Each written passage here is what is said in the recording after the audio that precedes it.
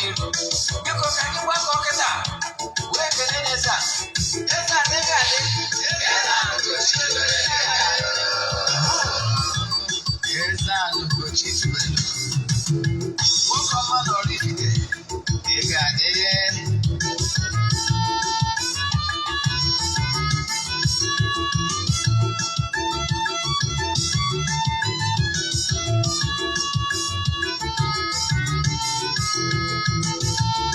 Ọdịnala bụ eziokwu,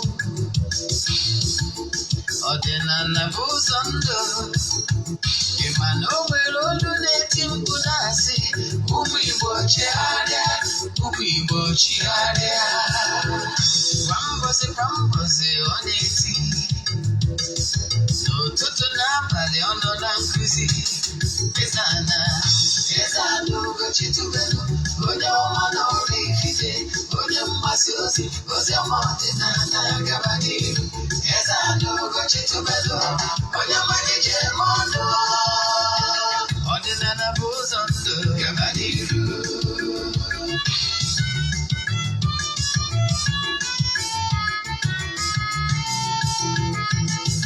Eze-Ana Ugochitubelu, onye ọma na Oraifite, onye mgbasa ozi, ozi ọma ọdịnala gaba n'iru. Eze-Ana Ugochitubelu, onye mmalite eme ọnụ. Ọdịnala bụ ụzọ ndụ gaba n'iru. Eze-Ana ga-adị. Ugochitubelu ga-adị. Ugochitubelu temple, ọ ya adị. Maka na eziokwu anwa chacha, ndị okenye dịga anyị front and back, ndị ochie dị anyị front and back. Front asị kala aka ụgọrọ ụmụ Igbo si anyị rapụ nke anyị na nke feka mma. Buru Baịbụl bịa, akwụkwọ akụkọ mepekwa chọọchị fa, obodo ụka bịakwa. Ụtụtụ ọma na ụmụ ọdịnala Igbo, anyị abịakwanụ n'oge awa nke eziokwu, oge eji awa eziokwu niile agba.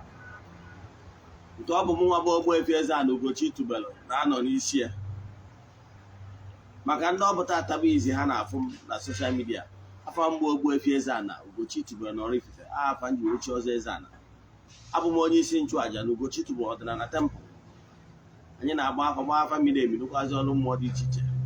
Abụkwazi m onye isi nchụaja na ọdịnala Restoration Prayer Ministry, bụrụkwazi onye mgbasa ozi ọdịnala Igbo. So you can call me an ọdịnala evangelist, I will answer. My mission is to help people live better life. N'ụbọchị tata n'oge awa nke eziokwu, isiokwu anyị ji wee bịa bụ Thanksgiving. Why you should always appreciate, give thanksgiving to entities of powers and the mmụọ meriri ihe. Very important. Ọ bụrụ na ị gee ntị na nkụzi a, you will learn something from it. Enwere reason anyị ji ekuzi nkụzi ọbụla na-abịa n'ụbọchị ọbụla. Ụfọdụ okwu nke mmụọ chọrọ ka anyị kụzie, ụfọdụ ụkwado ajụjụ ndị mmadụ jụrụ n'ihe na-ebute ndị mmadụ confusion. Anyị bezie anyị kụzie maka ya ka esi n'ụzọ dị etu a wee solve problem ndị ọzọkwazi. Maka na anyị na-asị anyị believe na ụbọchị ọbụla a ga-akpụ isi ewere opportunity akpụkwu afọ ọnụ. Ọnya ka anyị bịara imeta. Mana bifo anyị gaba n'iru n'ọgwụ ọzọ ndị ọzọ dị mkpa, echefuna na taata bụ ụbọchị ikpeazụ nke ọnwa Nọvemba 2023.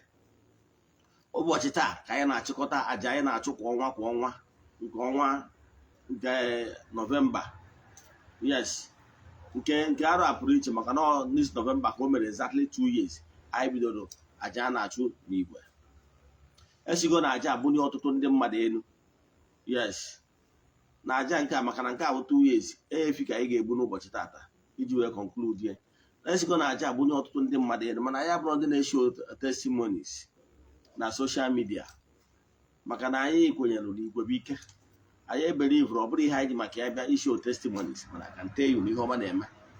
Enwere ndị sigoro na aja a nweta ihe ọma dị iche iche. Yes, enwere ọtụtụ ndị mmadụ ndị si ma ndị na outside the country sendịrị ego maka ihi na ha si na temple a wee nweta ihe ọma dị iche iche mere fan.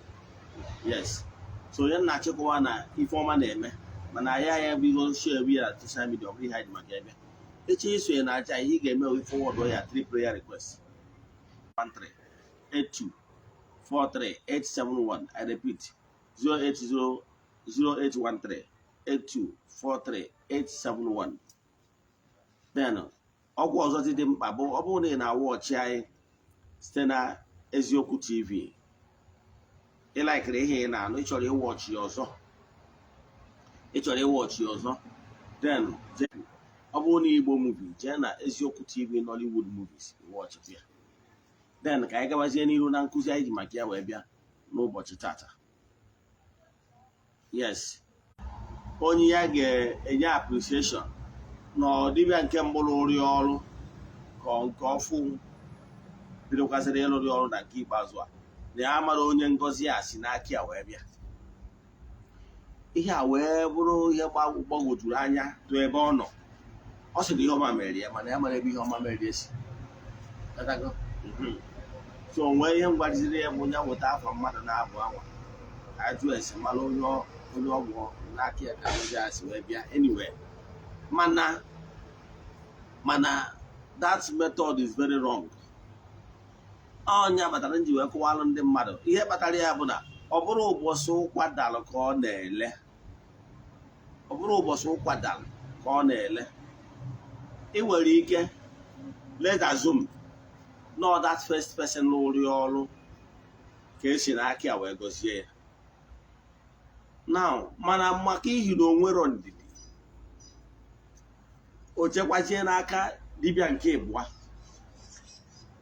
alụkwara ya ọrụ. Then ọ bụrụzie na n'oge ihe ọma ama chọziri wee pụta ihe bụ n'oge dibịa nke ịbụa na-arụrụ ya ọrụ na ihe ga-eme. Ọ bụrụ na o buru otito a jee nye mmụọ dibịa nke ịbụa ji arụ ọrụ, maọbụ nye dibịa nke ịbụa otito, mmụọ anwa rụrụ data ọrụ anwa n'aka dibịa nke mbụ ga na-agba ya ụgwọ. Ịghọtara ya? Then ọnya ka m ji wee kọwalụ ndị mmadụ na ọ bụrụ the best practice ịda jump from one spiritualist to the other. Ịghọtara ya? So frequent, ọdụrọ necessary. Yes, maka na ife adị akụ ebe ọ na-adị. Example ka mma alụ ga-atụ. Since m bido mebe ọdịnala for years, I have altar that speaks for me. Since that years till now, I remain one place. Maka na onye ọbụla nwere mmụọ ọbụla eji wee hibe altar ọbụla. Ọ ụbọchị kọlụ gị akụkọ ihe eji na nchagbu, etu ihe eji na nchagbu si wee zọọ m ndụ. Yes, ihe eji na nchagbu abụọ arụsị zọrọ m ndụ mgbe ọ bịa dịka asị na ihe niile emebiwo. Mgbe m kọrọ gị akụkọ gwa gị etu mmadụ wee si wee tenetene mgbe dị na Abuja wee maka na onye a na-atụ egwu nke ukwuu. Fat nwere onye ọ na-abụ once he sneeze ụjọ ejide ndị mmadụ. Onye ofe mmanụ ka ọ bụ. Ndị mmadụ na-atụ ya egwu maka n'ihi na o nwere onye ọ na-amarị aka n'Afrịka. Mana nke bụ eziokwu na-emejọrọ m ya. Instead ọ bụ na asịwa onye mejọ ọmụnwa ka o mejọrọ ukwu, maka na this is somebody m na-enye ego at intervals. Enwere ihe ọ rụrụ m pese. Yes, not just know one of the elders and one of the security. Yes, ọnwụ ụgwọ a na-atụ na security a na atụ ya.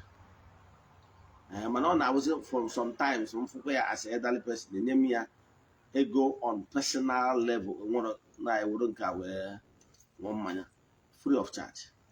So when mụ na mmadụ nwere issue o decide ya because no believe na onye ọ ga-erite ihe n'aka ya mụọ, o decide ya wee pitch a tent mụ na wee gwa ya na ihe o mere bụ ihe jọgburu onwe, considering the fact na mụ na ya dị ebele akpọrọ m ya ewere ya na mụ na ya dị good, dị close.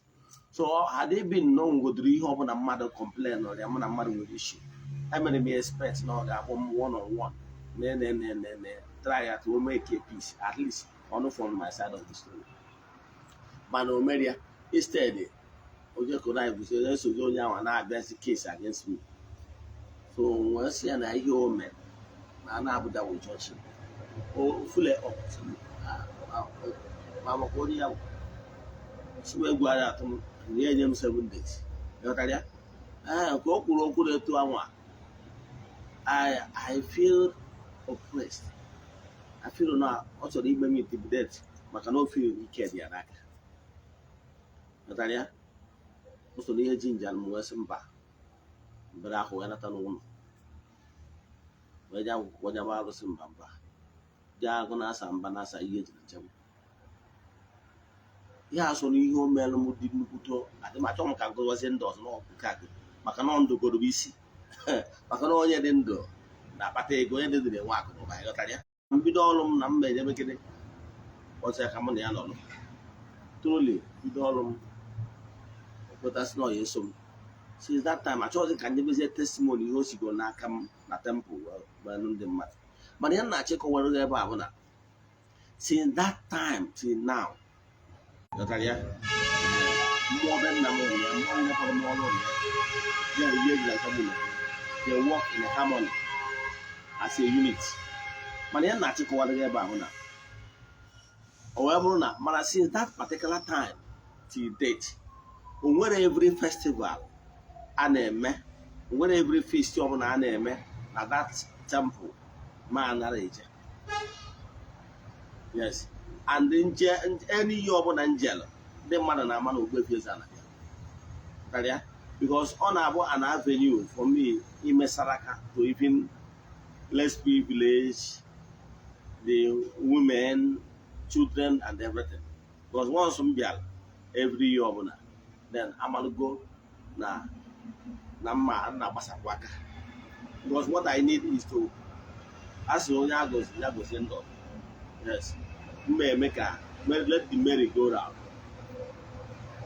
Since that time, what do you open an alone at that particular temple, a show identify with from time to time. What am I from time to time?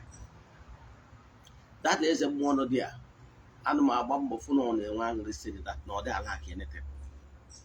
Because what I need is his happiness. If he has a choker, another kitchen on. He need the happiness here. Either and make sure I appreciate all one another. Then I want to know why you should always appreciate one another. He can appreciate one another over one. All matter na happiness you only in Idria, call our legacy. In Idria, call our legacy, especially I won't Libya. You know why? I don't know what I'm going to do. The reason Bona, Otokon de Mado, never, nor Libya Bona. They are wall.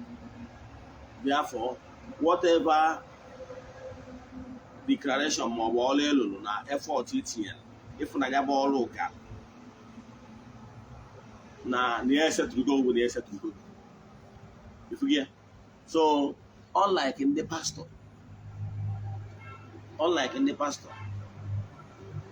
even in the agent and pastor, they spend more money. Makana, I have been go na testimony tap what blessing. Go and muska instruments, go so many things. So now, I want them to say in the Anine, and whereby I so many things, I want on the appetite, cheaper tight. Then, and the end and on a mere no dinner, I can name me as